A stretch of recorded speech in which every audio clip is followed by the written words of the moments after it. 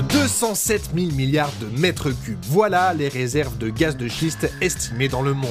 Ce gaz de schiste que l'on récupère en forant à plusieurs kilomètres sous la surface de la Terre et en fracturant la roche grâce à une très forte pression hydraulique.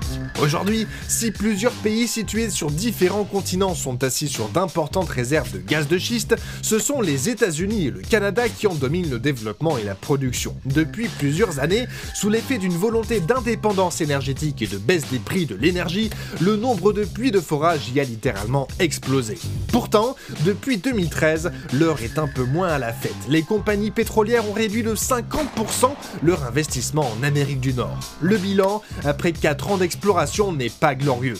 La dette des 61 entreprises américaines spécialisées dans le gaz de schiste a doublé. Les réserves de gaz s'épuisent beaucoup plus rapidement qu'espéré, ce qui oblige à creuser de plus en plus profondément et donc à augmenter les coûts. La réserve totale du gisement de Monterrey en Californie par exemple a été réduite à 4% de l'estimation initiale. En tout, ce sont 26 de ces 61 entreprises qui ont dû fermer.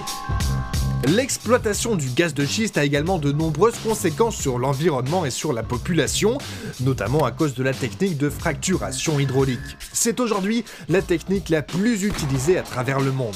Elle a besoin de grandes quantités d'eau, dans laquelle du sable, des biocides, des lubrifiants et des détergents sont ajoutés. En remontant en même temps que le gaz, ces eaux polluées peuvent souiller les nappes phréatiques qui garantissent la consommation d'eau de nombreux ménages. Sans compter les fuites de gaz relâchées dans l'atmosphère, notamment du méthane, l'un des plus grands responsables de l'effet de serre au niveau planétaire. Chaque puits de gaz de schiste peut perdre jusqu'à 200% de plus de son méthane dans l'atmosphère qu'un puits conventionnel.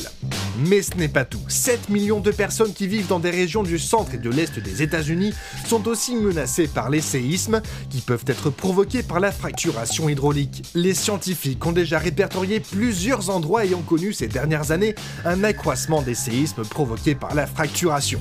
Le débat autour du gaz de schiste est encore bouillonnant aujourd'hui. En Europe, seules la France et la Bulgarie ont totalement interdit la fracturation hydraulique, mais pas l'exploration et l'exploitation des hydrocarbures de schiste par d'autres moyens. La France serait pourtant, après la Pologne, le deuxième pays européen qui posséderait le plus de gaz de schiste dans son sous-sol. Reste à savoir si le meilleur pari pour le futur réside dans l'exploitation de ces réserves, plutôt que dans la subvention d'énergie propre et renouvelable.